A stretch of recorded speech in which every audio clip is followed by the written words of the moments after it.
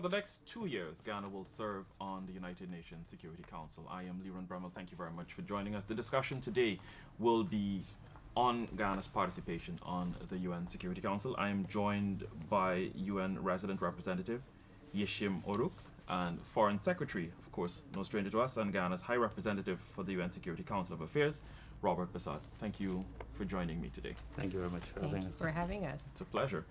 Let's talk about what is the role of the UN Security Council, and let me start with you. Thank you so much, first of all, for doing this program. The UN Security Council is our highest, most important top governing body. This is where the world decides on the top issues facing humanity, peace and security particularly. It's the highest governing organ of the United Nations. So if you were to compare that to a country, this is sort of the presidential decree, as it were, body of the United Nations. It's the top body of the United Nations. It's seated by members, now including Guyana, and the 5 permanent members. I'll take you over now to Robert. Ghana being elected to the UN Security Council. We've been there since 1966, just after independence. What does that mean for us? Well, we were the first CARICOM state or member to have been elected to the Security Council. But it also reflects, and if you look at this last election, we were able to achieve 191 of 192 eligible votes, the highest amount. And that represented it was in fact a vote of confidence in Guyana's ability to represent the issues and being an elected member of the Security Council. You know, there are 10 elected members, 5 permanent members. And as you pointed out, to a term for 2 years. For us, it's very significant because we've always underscored the importance of respect for international law and also the maintenance of peace and security, global peace and security, but also the prevention of conflict. And as the UN Res Rep pointed out, this is the body that is in charge of ensuring the maintenance of international law and respect for the UN charters in many regards. And so sitting at the Council affords Guyana the opportunity to contribute to that fulfillment of that mandate, but more importantly, to ensure that the issues that are peculiar to countries such as ours are given the type of attention, because the permanent 5 members, they have their generic and their issues, which may not, in many regards, be the particular or the unique issues of concern, of importance, or that affect the day-to-day existence of countries such as ours. So a country such as Guyana going forward to the Security Council is also an opportunity for all developing countries, all emerging countries to also to have a sort of voice at that very crucial and that very high table. Ghana is pushing a high international agenda at this point in terms of meeting and creating links wherever it goes, but we're going to get back to that. But how about we talk about what exactly happens at the UN Security Council? We're going to say, how does the process work? How often do you meet? The Security Council meets quite often. There are formal, informal meetings, different kinds of informal meetings. There are also, of course, resolution-related meetings. Actually, the number of meetings have been increasing through the years because the number of issues facing peace and security, threatening our global peace and security, have also increased.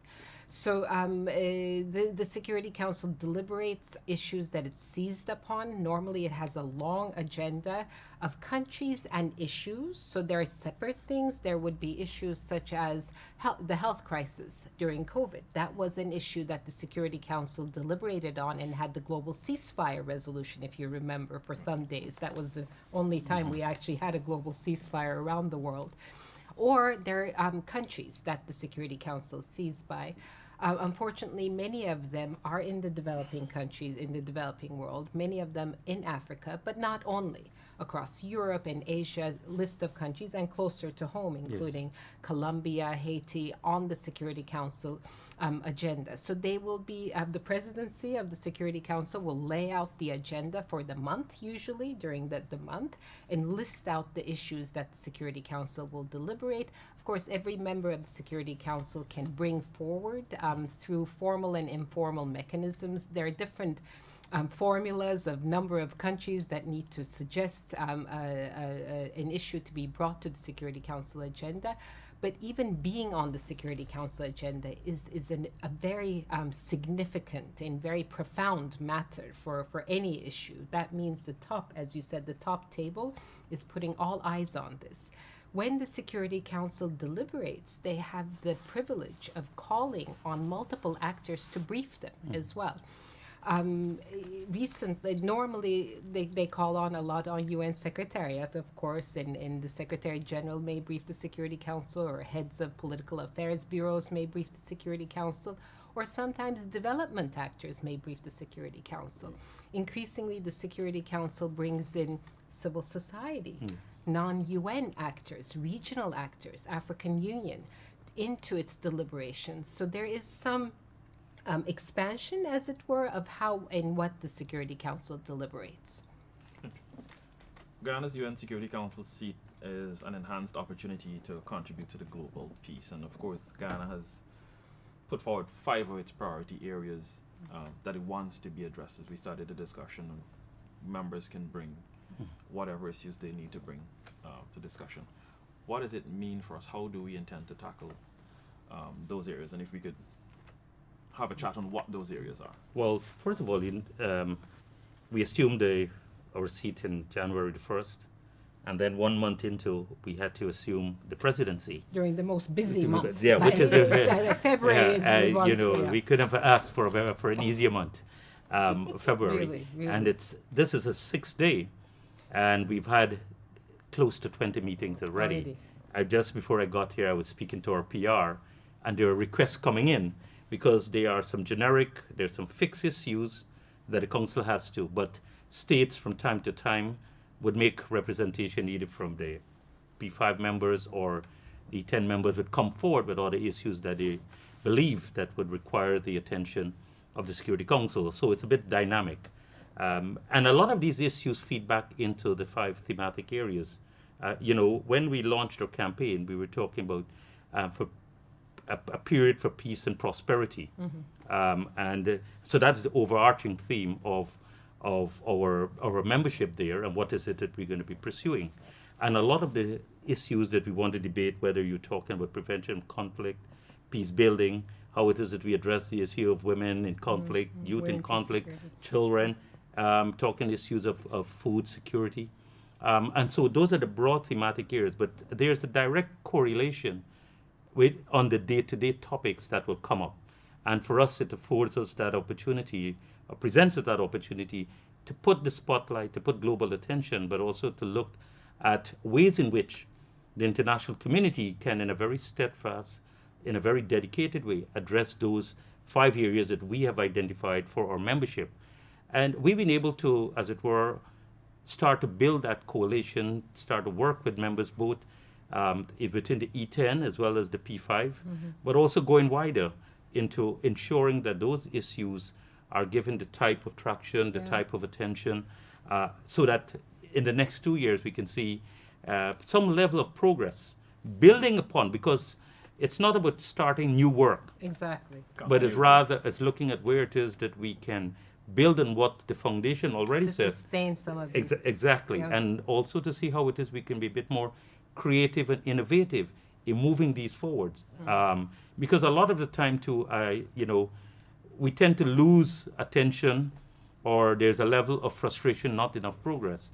But I believe that, these issues are very critical. They're very important to humanity, to the maintenance of international peace and respect for international law. And it has to be addressed, it has to be focused on.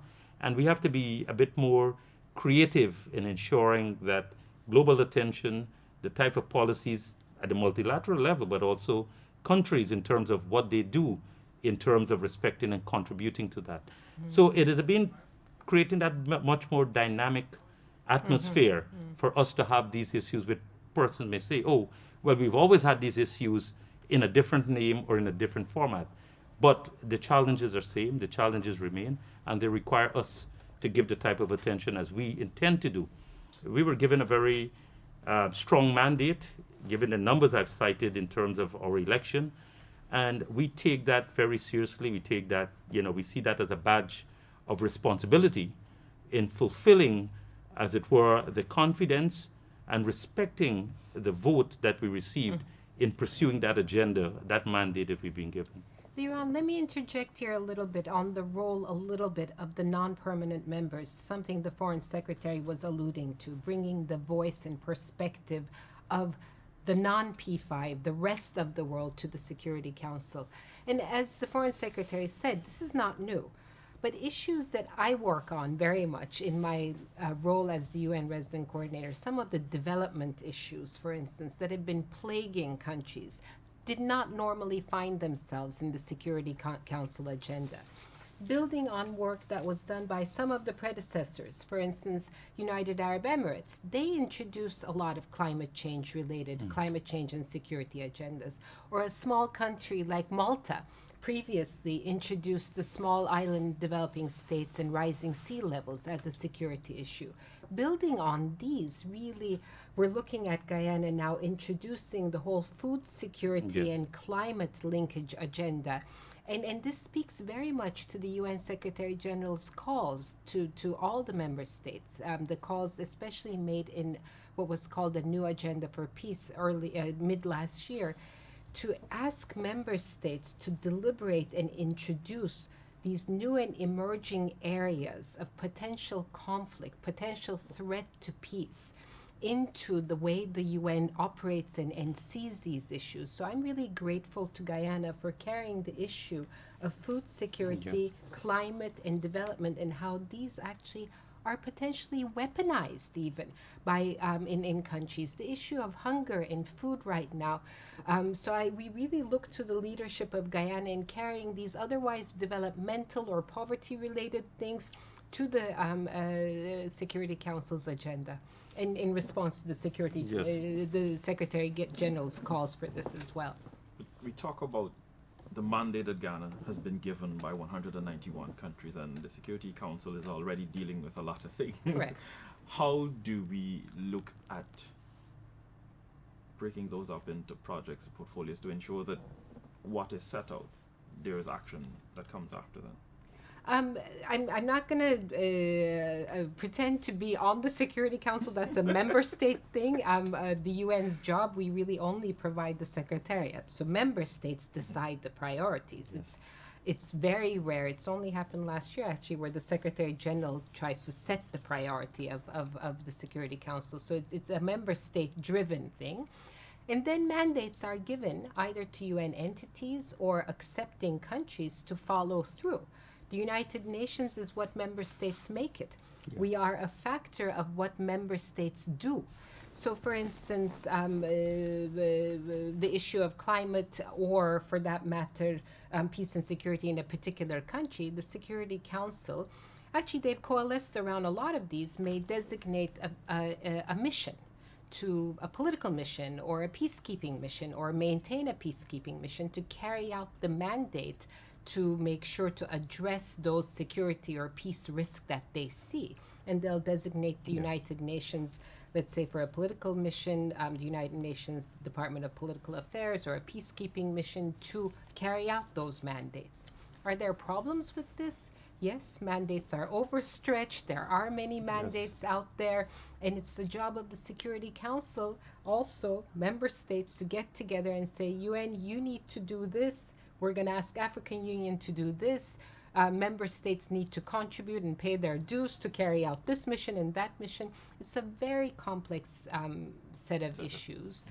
But on the plus side, we hear a lot on the television, etc. Oh, the Security Council, it's not working. The UN's not working. But there's so many issues around which member states actually do coalesce, precisely because of the leadership shown by countries like Guyana and others. Women, peace and security, youth, peace and security, children in armed conflict, where serious measures have been taken, courts have been activated, people have been held to account on all of these. So I'm really proud of those areas around which members have coalesced and really moved and mandated UN agencies and other countries to really deliver on those. You know, it's an important point too, is that it's always believed that the way in which the Security Council functions, there are different views, different perspectives. And there's always the ongoing debate in terms of reforming the Security Council itself, not only in terms of broadening the scope for permanent members or as it were, limiting some of the reach of, take for instance, the veto vote. There are different issues that have been put on the table. But for us within this 2-year period, we want to make the Security Council a bit more transparent, a bit more accountable, a bit more open in its work, and to ensure that, the work of the Security Council contributes in a very effective way, in a very meaningful way to global peace, global order, and not in a very narrow sense or pursuing the interests of one versus the other. There are many broad areas that we can agree on, and I think that the entire humanity, everyone that sits at the Security Council, both permanent and elected, that can agree on. And that is why the 5 platform issues, the 5 thematic areas that we've identified, we believe that they can be commonality. But you may find it interesting to know that even there are 1 or 2 of permanent 5 members who may resist the debate or the discussion on climate change as a Security Council matter. But we are able to influence others to say, that has a direct relationship with conflict. And that is why on February the 13th, when the president goes to the UN, he'll be chairing that signature event that we have that looks at the correlation between food insecurity, climate, and what it does in terms of perpetuating or contributing to conflict. So if you don't address these, how can we talk about conflict prevention or conflict resolution if we don't address these these underpinning areas? And that is the type of perspective we hope to bring and to work with other partners, because we can't achieve this alone. Yeah. We have to build that coalition, we have to build that consensus, both amongst the P5 members, but also with the E10, in having those issues addressed and to make the council a bit more dynamic, a bit more relevant.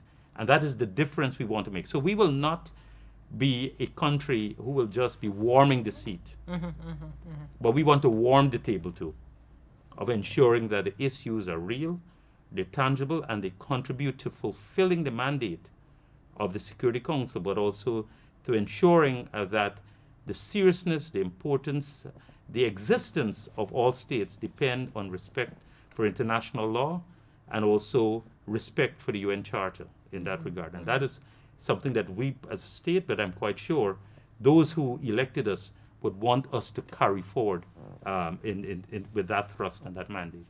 On that point of transparency and making the Security Council a bit more agile, a bit more reflective of all the dynamism that's going on. I really appreciated seeing Ambassador Rodriguez just a few days ago convening civil society around the presidency of Guyana of the Security Council. So I didn't have a chance to listen to all of it, but it was, it looked like there are people from all over the world, different civil society entities registered to the UN. And I understand on the 13th, when His Excellency will be presenting, will be chairing that session on climate, food security, and international peace, there will be civil society in the room as well. Yeah, one of the briefings will come from civil society, which is really, really important for the UN, for the Security Council to demonstrate its reach and its inclusiveness and transparency. Just on that, I want to plug also that I understand it's the Deputy Executive Secretary of the Food and Agriculture Organization. Yes, who's coming? Will be one of the briefers on the 13th of February. And the regional director is right now here in Guyana working on the regional agricultural forum that will be convened. And we also have the executive director of the UNFCCC will also be one of the briefers too, coming to the fore. So it shows that it's not only about state actors alone making presentation, but the UN agencies itself, but also civil society. And we've tried to bring that blend because the topics are broad and they require the involvement and inclusion of all strata and all sections of our global society. Those are on the ground with the information that might not necessarily reach all the way up to the top. Understanding that. But also the perspectives are very important. Because they're more multifaceted, they're multidimensional, and it's good to have different perspective. If we are going to look at an issue, examine an issue, and to look at solutions, as the president has made it clear that he wants us to have a very total, a very uniform, and a very comprehensive holistic approach to these. in addressing these matters. We talk about the president being in there and chairing this program on the 13th. How involved has he been in the last few days, few weeks? January is busy, we're into February already. Every day the president is keyed in on the UN Security Council matters. We are required to provide him with updates. And when we're not sure, he gives guidance. As you know, President Ali is a very hands-on president, and the thematic areas that we've chosen are very close to him, is what he's been advocated both at the regional, at the CARICOM level, because, his vision is what the work he's been doing is making Guyana a leader in terms of food security, energy security, and dealing with the issue of the climate challenge that we face. And so that underpins his global outreach. And as I've always said, that the president is the chief architect of our foreign policy. We're merely here carrying out his work in this regard. And he's a very engaged president in these topics, and that's why he's going up himself. In fact, he's been spending the last several nights working on a presentation that goes beyond addressing those topics, but goes beyond our February 13th event, and also looking at some initiative regionally and globally.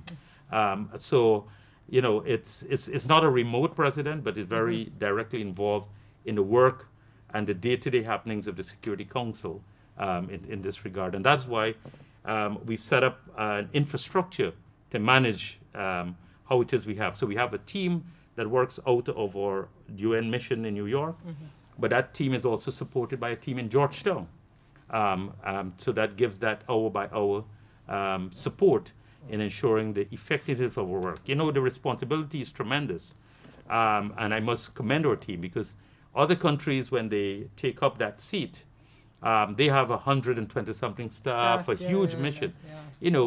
We have a core team of 12 that is dedicated around the clock, and we are getting the work done. And we intend to get the work done, not only during the month of our presidency, but also throughout our entire tenureship. But I must say we have received invaluable support from a number of states, particularly P5 members. We've had technical and other consultations with the UK, the US, with France itself, with China, and we've also had engagements with countries who have served several terms before. Take, for instance, Japan. They've served 12 times. We've had with Turkey. We've had consultation with Turkey. We've spoken to other countries and engage and have some capacity building and support. Brazil, as for example, a number of other countries who have served as E10 members too, that they too have lent their support and continue to be at our disposal should we require work. So, and so that the support and the willingness of others to ensure that our tenure is successful, and given the issues that we have advanced, I think is very warming, but also will lead to great results. It also makes me so proud to work for the UN too. When I see member states, maybe this is the first time I'm hearing the Foreign Secretary describe his engagements with respect to preparing for the Security Council, engaging in this UN body. But I know also from my experience in other spheres of the UN's work, and that was my UN Day message earlier last year in October, that Guyana has been very active in all spheres, pillars of the UN's work: peace, security, development, and human rights, and actively engages. Although it's a small country with a small administration, with a small number of people, it still has been very active. But it looks like there's a lot of coordination and a lot of support among member states, which is exactly what the UN was established for, to foster that kind of coordination and collaboration between member states. He's bringing what he is doing within the region, Latin American, Caribbean, and translating it into the U.S. So the 5 priority areas that we're talking about: climate change, food security, peace building and conflict resolution prevention, women and global security, and of course youth and children in peace and security. Those are aligning with the U.S., with the UN, I beg your pardon, the UN priority areas for its members and votes at this stage. And those are actually areas where member states have coalesced around. And I keep repeating that because it's not so often for all member states to coalesce around issues. But women, peace, security, children in armed conflict, youth, peace, and security are actually areas where all member states, including in the Security Council, have coalesced and have tried to build agendas. Climate change is a little relatively newcomer to the Security Council, as the Foreign Secretary was alluding, but there's a build-up on Yes. that as well. And Guyana's really taking the charge on now introducing the food security element. They all speak to fundamentally to areas of the UN's work, of course, that we've been mandated by member states through the Sustainable Development Goals or human rights or etc. So they all speak to things that the Secretary General values and cares for, but it's up to the member states to decide what's going to enter their radar screen at the Security Council, not the UN.